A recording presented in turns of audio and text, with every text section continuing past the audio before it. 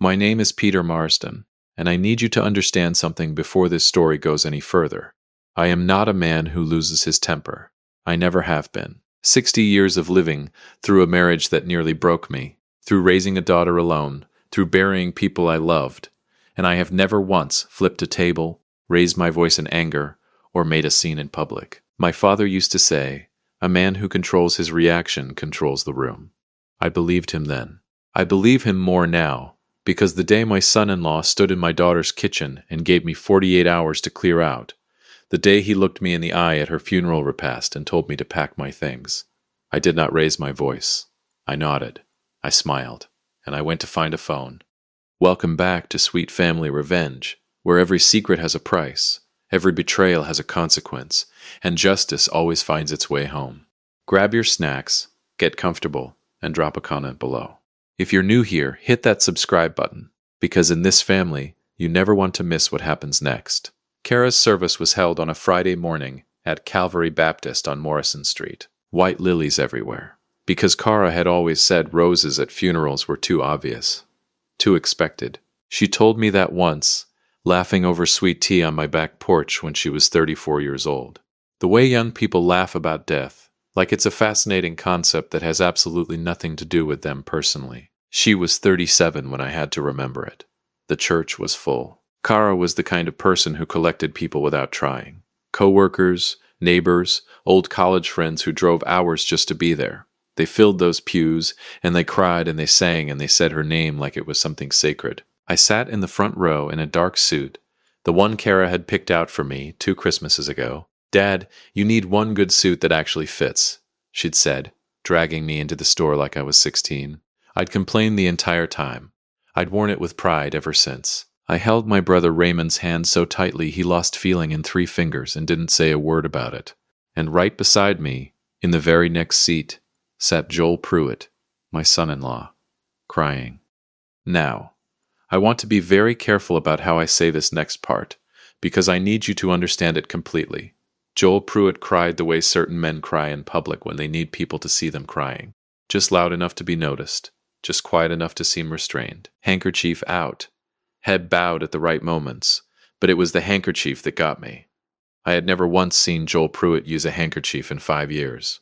Not at their wedding, not at any dinner, any holiday, any occasion that might have warranted one. It was pressed, perfectly pressed, the kind of thing you prepare the night before.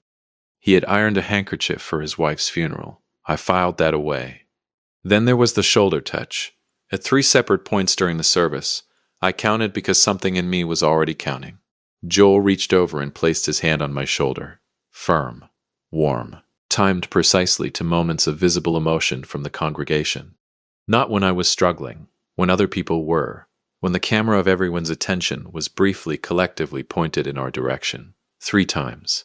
Like punctuation. And the last time he did it, during the final hymn, when half the church had dissolved completely. I felt his hand settle on my shoulder, and I looked at him from the corner of my eye. His face was arranged in grief, every feature in its correct position. Eyes wet, jaw slightly tightened, the full composition. But his eyes were scanning the room, just for a moment, just a single sweep across the congregation, the faces, the flowers, the casket, the officiant, like a man taking inventory of a room he intended to own. Then he felt me watching. His eyes came back to the casket immediately, and something moved across his face that I can only describe as a recalibration, a barely visible adjustment, the way a performer makes when they realize someone in the audience saw them check their phone. I looked back at the front of the church. I did not file that one away. I kept it right at the surface where I could feel it. The repast was at the house. Kara's house, the one she and Joel had bought 3 years ago on Delmore Avenue. Cream-colored shutters. A garden out back that she'd built from bare dirt, weekend by weekend, like it was her private cathedral. I moved through the rooms accepting casseroles and condolences. Raymond stayed close, topping off my water glass, steering well-meaning people away when he saw my jaw tighten. 40 years of brotherhood means someone knows your warning signs without being told. It was around 4 in the afternoon when the rooms began to thin, and that was when Joel found me. I was standing in Kara's kitchen looking at the herbs she'd planted on the windowsill. Basil, rosemary, mint, little labeled pots in her handwriting. I was just looking at them, thinking about who was going to water them now. Joel came and stood beside me. He loosened his tie. He looked out the window at the garden, and after a moment, in the measured voice of a man who had rehearsed this, he said, "Peter, I've been thinking about the house." I kept looking at the herbs. I said, "Have you?" Not a question. Just 2 words I needed to say while I arranged my face. He said, "This is my home, mine and Kara's, and I think it would be best if you and Raymond made other arrangements. I need my space to grieve." I turned and looked at him then. He had the absolute audacity to look sympathetic. He said, "I think 48 hours is reasonable to get your things together. Now, here is what I need you to understand about me. I raised a child alone. I buried my parents and 2 of my closest friends. I survived a marriage that cost me more than I ever talk about, and a secret I kept for 30 years that cost me even more than that. I have stood in rooms where everything was falling apart, and never once let them see me flinch. So when Joel Pruitt stood in my dead daughter's kitchen and gave me 48 hours, I nodded. I said, "Of course, Joel, that's completely reasonable." And I watched something move across his face. Relief, which told me everything. He'd expected a fight. I gave him a smile instead. And I went to find my brother. Raymond was in the hallway outside the guest room stacking empty dishes. I touched his arm. He looked at my face. He said, "What happened?" Not a question. Raymond has known my faces since 1979. I pulled him into the guest room and closed the door. I told him exactly what Joel had said. The silence that followed was the particular silence of a man deciding between several responses and carefully selecting the one least likely to result in a criminal charge. Then Raymond said, "He said that today." I said, "He did." He said, "At his wife's repast." I said, "While the food was still warm." He closed his eyes briefly. Then he opened them and said, "Peter, what are you going to do? And here is where I need you to lean in. Because what I said next wasn't about Joel Pruitt at all. It was about a secret. One that had been sitting at the bottom of my chest like a stone at the bottom of a river, heavy, still, patient, for 30 years. I said, "Raymond, I need to tell you something, and I need you not to say a single word until I am completely finished." He sat down on the edge of the guest bed. I sat across from him, and for the first time in 3 decades, I let it out. Her name was Diana Greer. I met her in the spring of 1993. I was 29 years old.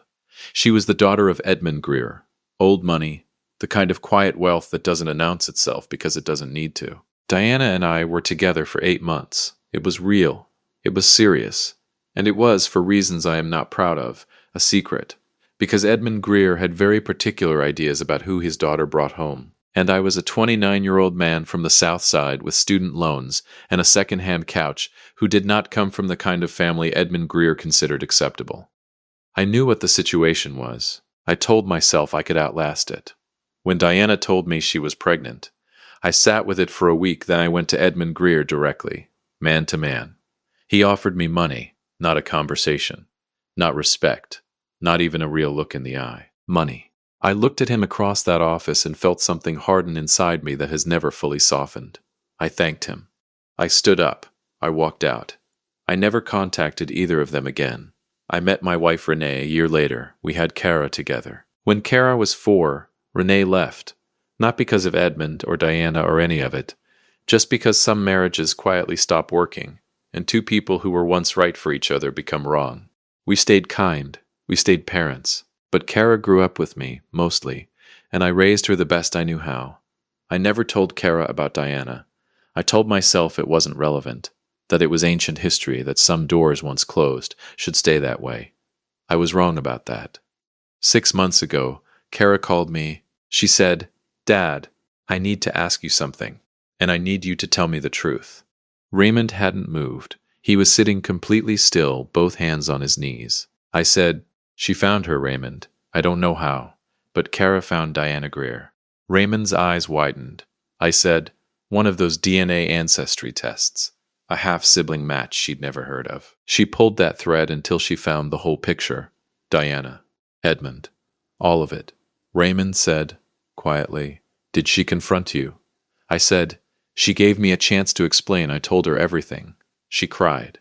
I cried. We didn't speak for 3 weeks. My voice held, barely, And then she called me back. She said, "Dad, I understand. And I need you to know I've already made contact with him." Raymond went still. I said, "Edmund Greer is 71 years old, never married, no other children. And when Kara walked into his life 6 months ago, I stopped, looked at my hands. He changed his will. 3 months ago, Kara stands to inherit everything." The guest room went so quiet I could hear the kitchen faucet dripping down the hall. Then Raymond said just 2 words. "And Joel." I looked at him. He said, "Did Joel know?" And that right there was the question that had been sitting at the bottom of that river. Heavy, still, patient. I said, "That is exactly what I intend to find out. Because my daughter had found her family. And 3 months later she was dead. And I had spent 30 years keeping a secret that someone had just turned into a motive. If you've made it this far, do us one quick favor. Subscribe to Sweet Family Revenge. A lot of people watch without ever doing it, but it costs you nothing and means everything to us. Thank you, genuinely." I didn't sleep that night, not 1 hour. I lay in Raymond's guest room staring at the ceiling, assembling everything I knew about Joel Pruitt the way you assemble a case. Not from the conclusion backward, but piece by piece, turning each one over slowly, looking at the shape of it. Joel Pruitt, 41 years old, financial consultant, which sounded impressive until you understood that Joel's brand of financial consulting meant telling other people how to manage money he himself did not have. He and Kara had met at a conference in Atlanta 5 years ago. He was charming in the way certain men are charming, automatically, effortlessly, like breathing. Kara had called me after their third date and said, "Dad, I think he might be the one." I said, "What does he do again?" She said, "Financial consulting." I said, "It means I'd like to meet him." I met him 2 weeks later over Sunday dinner. He complimented my cooking twice. He asked thoughtful questions. He laughed at the right moments. He was good. But the whole evening behind those easy smiles, I kept catching something in Joel's eyes when he looked around Kara's apartment. I couldn't name it then. A calculation. And lying there in Raymond's guest room in the dark, I kept coming back to something I had not allowed myself to think about directly all day. That room scan at the funeral. That single sweep of his eyes across the congregation, while his hand was on my shoulder and his face was arranged in grief. A man who loved his wife does not scan the room at her funeral. A man who loved his wife does not iron a handkerchief the night before. A man who loved his wife does not give her father 48 hours while the food from her repast is still warm. I lay there and I thought about Kara, in the garden center, asking about tomatoes and peppers, laughing at her own indecision. And I thought about Joel Pruitt's eyes moving across that church like he was counting the chairs.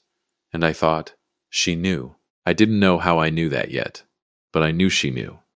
The morning after the repast, I called Kara's best friend, a man named Damien, sharp, direct, no nonsense.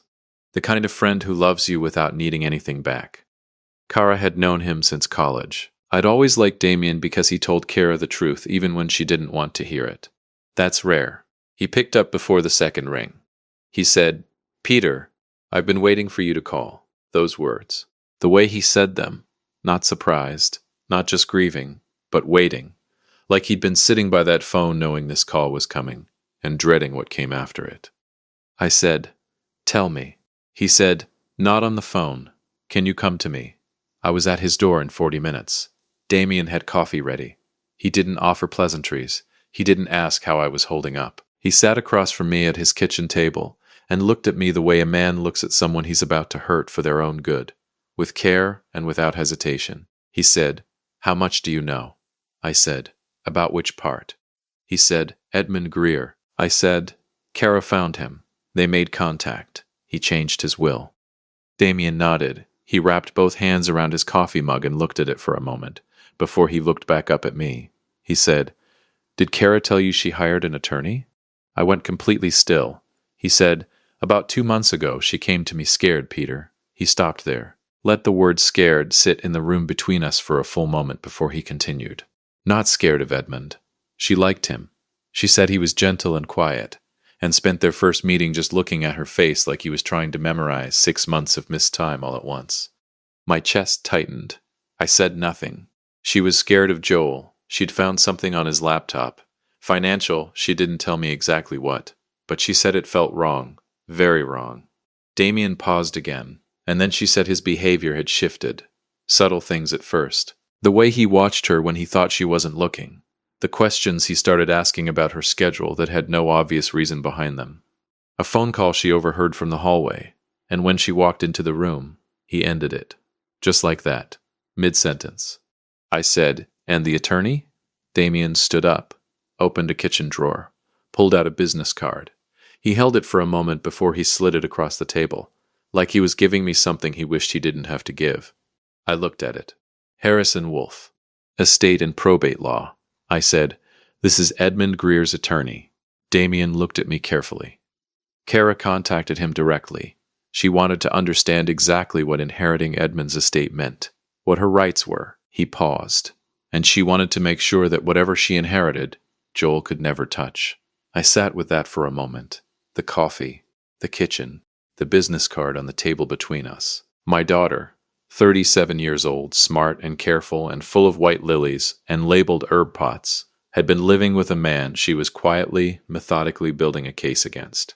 And she hadn't told me. She hadn't told me because she knew, the way daughters know their fathers, that I would have driven to that house on Delmore Avenue and made a scene that would have warned Joel before Kara was ready. She was protecting me, even then, even scared. She was still protecting her old man. I picked up the business card. I turned it over in my fingers once.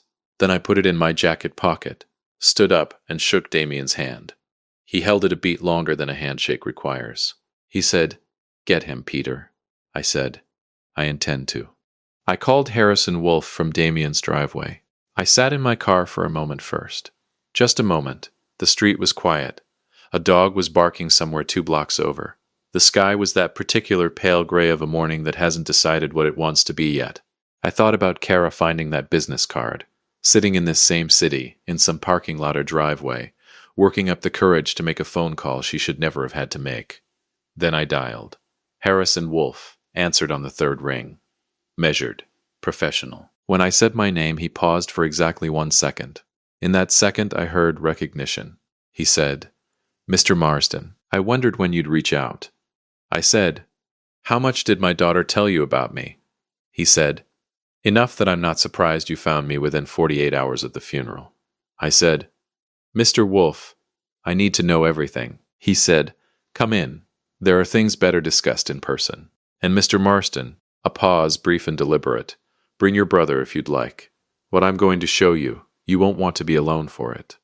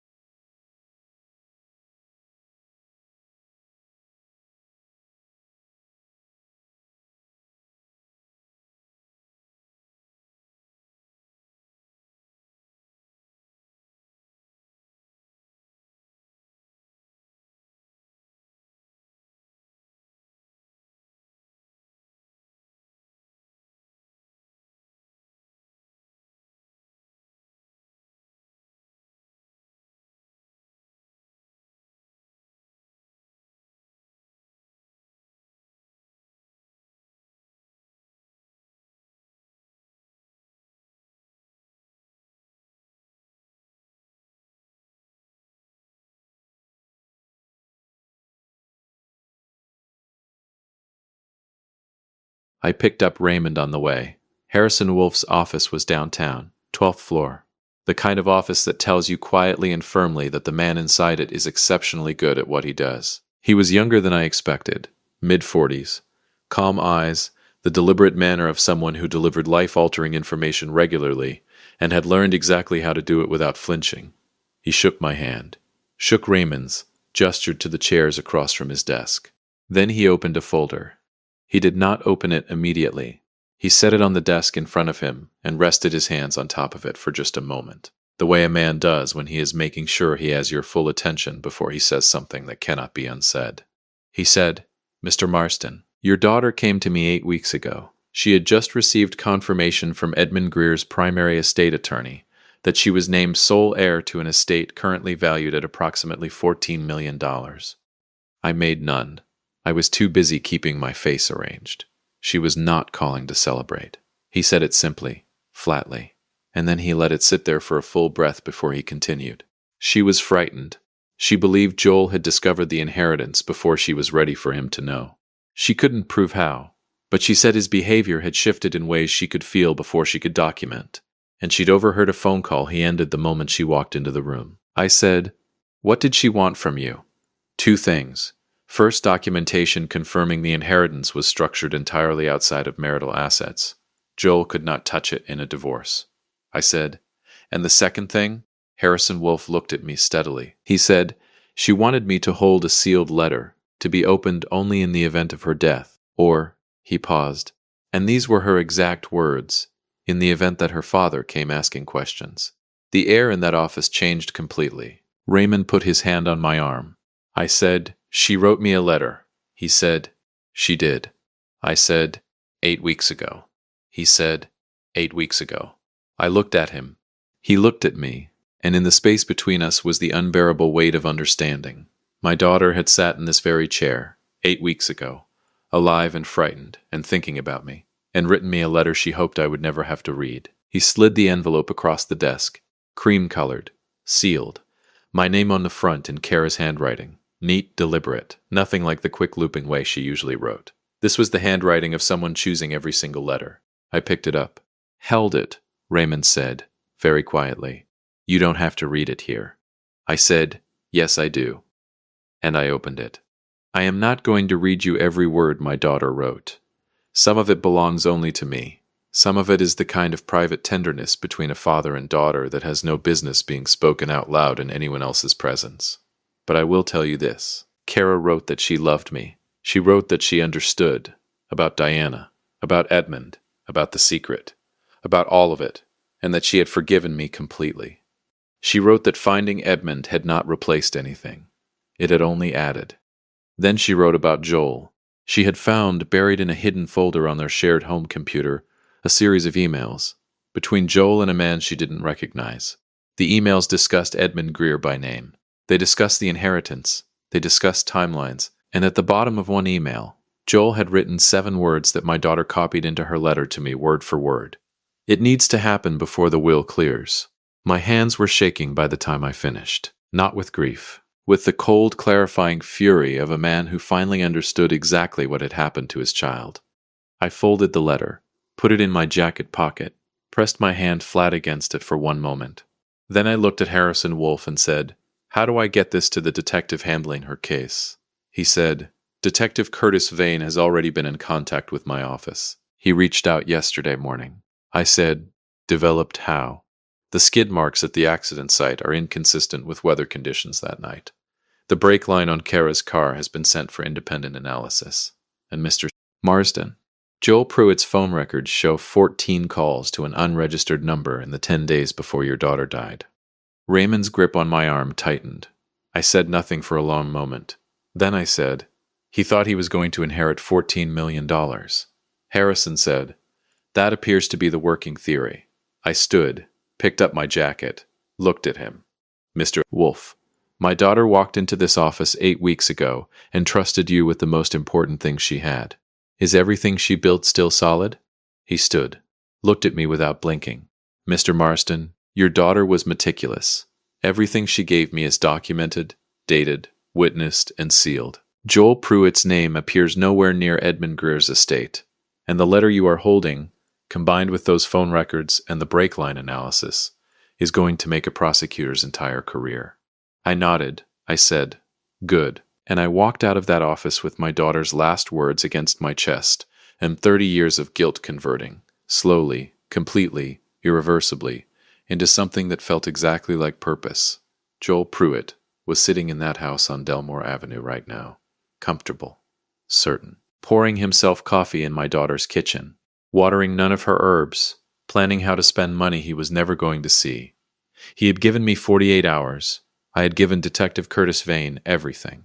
And tomorrow morning, Sheriff Booker was going to knock on a door. If you've been listening for a while and want stories like this to keep coming, it really helps if you hit that like button and subscribe to Sweet Family Revenge. 97% of people never do, but it's what keeps this community alive and these stories coming. Thank you, for real. I didn't sleep, not because I was afraid, not because I couldn't handle what was coming. I didn't sleep because my mind was doing what it always does when it finally has all the pieces, assembling them, running the sequence forward and backward, until every angle was accounted for. Raymond fell asleep on the couch sometime after midnight. I covered him with a blanket, and I sat at his kitchen table with Kara's letter in front of me and a cup of coffee that went cold, and I talked to my daughter, not out loud, just in that interior way, the conversation that lives in your chest, the one that doesn't need words because the person you're talking to already knows everything you're trying to say. I said, I'm going to finish it, baby. Whatever you started, I'm going to finish it. At 6:30, I was dressed. I wore burgundy, Kara's absolute favorite color on me. She used to say, Dad, you wear burgundy like you own the color. I'd always told her she was being dramatic. I understood it now. I wore it like armor. Raymond woke up at 6:45, walked into the kitchen, looked at me sitting there composed and ready, and said, You didn't sleep at all, did you? I said, I rested. He said, Peter. I said, I'm fine. Make coffee. He put the coffee on without another word. That is the gift of a brother who has known you for more than 50 years. He knows when to push and when to simply put the kettle on. We sat together in the quiet early morning, and I told him the plan. When I finished, he wrapped both hands around his mug and looked at me for a long moment. Then he said, This doesn't fix what happened. I said, I know. He said, Kara is still gone, Peter, even after all of this. My throat closed for a moment. I waited it out. I said, I know that, Raymond, but she came to me for 30 years in my dreams, and I gave her a story instead of a truth, and when she finally found the truth herself, the truth I buried, it got her killed. But I can make sure that the man who decided her life was worth less than $14 million does not spend a single free morning for the rest of his. Raymond set his mug down. He said, Then let's go. I called Detective Curtis Vane at 7 a.m. sharp. He answered immediately, the voice of a man already at his desk, already 3 steps into a morning that hadn't officially started yet. He said, Mr. Marston, I was going to call you at 8. I said, I saved you an hour. What do you need from me? A beat. Then something that sounded almost like respect. He said, The brake line analysis came back this morning. Confirmed. The damage is inconsistent with road wear or impact. Someone interfered with that line deliberately, carefully enough to pass an initial inspection, not carefully enough to pass ours. I gripped the phone. Combined with the phone records, the emails your daughter preserved, and the letter from Mr. Wolf's office. Mr. Marsden, we have enough. We are moving this morning. I said, What time? He said, 8 o'clock. Sheriff Booker will be at the door. I said, Detective Vane, is there a public street in front of that house on Delmore Avenue? A pause, shorter than you'd expect from a man who understood exactly what was being asked. Then, there is. Visibility is excellent from the east side, particularly from a parked vehicle. I said, Thank you, Detective. He said, Thank your daughter. She built this case. We just followed what she left us. I had to set the phone down for a moment after that. Just a moment. Then I picked up my jacket, and told Raymond to get his keys. We parked on Delmore Avenue at 7:52. The street was quiet the way residential streets are quiet on weekday mornings. A sprinkler running somewhere. A garage door opening 2 houses down. The ordinary stillness of a neighborhood that doesn't yet know what is about to happen inside it. Kara's house sat at the end of the block. Cream-colored shutters. The back garden invisible from the street, but I knew exactly what was in it.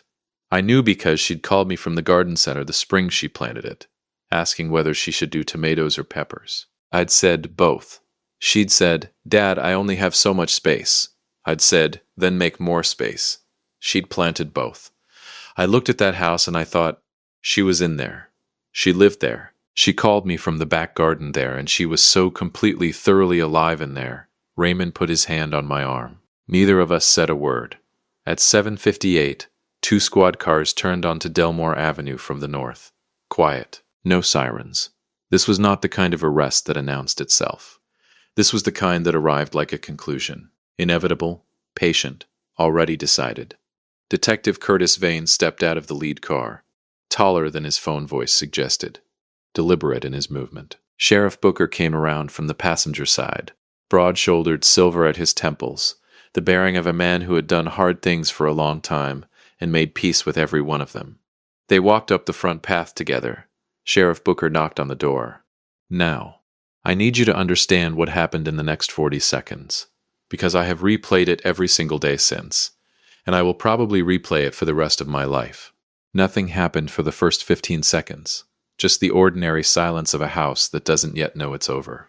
Then a light came on inside, visible through the frosted glass panel beside the door. Warm yellow. The hallway light. The light Kara always left on because she said dark hallways were depressing. The door opened. Joel Pruitt stood in the doorway in a gray t-shirt, hair slightly disheveled, the comfortable ease of a man who had enjoyed a full night of untroubled sleep. He was holding his phone. He looked at Sheriff Booker. He looked at Detective Vane, and I watched from across that street through Raymond's windshield, in my daughter's favorite color. I watched Joel Pruitt's face move through every stage of a man whose entire constructed reality is collapsing in real time. Confusion first, eyebrows pulling together, the instinctive half-smile of someone defaulting to social pleasantry before the brain catches up. Then recognition, the smile dying midway, eyes sharpening. Then, and this is the part I will never forget, calculation. Even then, even standing in his doorway at 8 in the morning with 2 law enforcement officers on his porch, Joel Pruitt was still running numbers, still looking for the angle, still searching for the version of this he could talk his way out of. That room scan, the handkerchief, the hand on my shoulder 3 times during the service, all of it suddenly assembled into one complete and devastating picture. This was who he had always been. Kara had known it. She had built an entire case knowing it, and she had left it for me to find. Detective Vane said something. I couldn't hear the words, but I watched Joel's hand, the one holding the phone, go completely still. And then Detective Vane said something else, and I saw the word form on Sheriff Booker's lips as he reached for the handcuffs. Murder. Joel Pruitt looked down the front path, past the officers, across the street, and he found me, sitting in the passenger seat of my brother's car, burgundy, both hands folded in my lap, looking directly, completely unflinchingly at him. I want to tell you I felt triumph in that moment. I want to tell you it felt like victory, clean and complete and satisfying the way revenge stories are supposed to end. But that is not what I felt. What I felt was 30 years of a secret that cost my daughter her life, staring back at me through the eyes of the man who had decided to profit from it. What I felt was Kara, in the garden center, asking about tomatoes and peppers and space. What I felt was a father who had lied by omission for 3 decades out of pride and pain, and wound up here, on this street, on this Wednesday morning, watching this happen. And underneath all of that, I felt her, Kara, everywhere.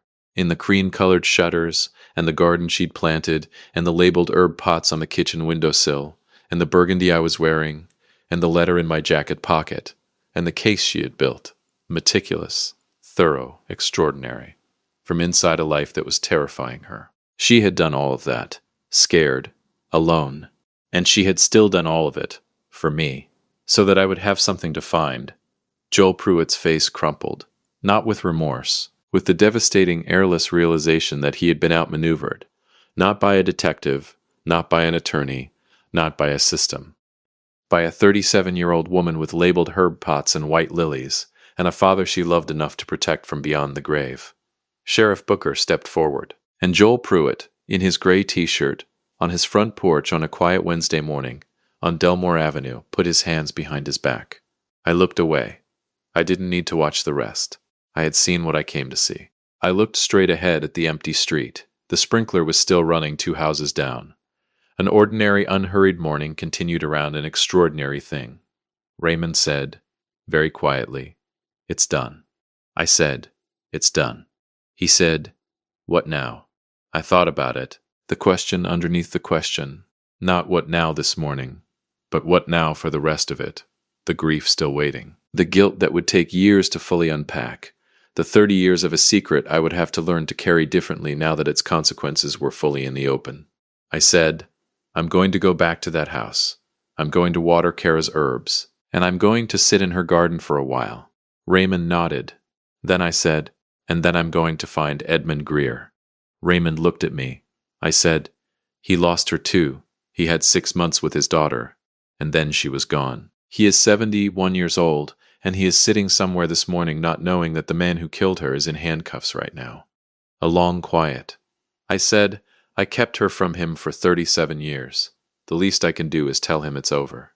Joel Pruitt was charged with first-degree murder, criminal conspiracy, and tampering with a motor vehicle.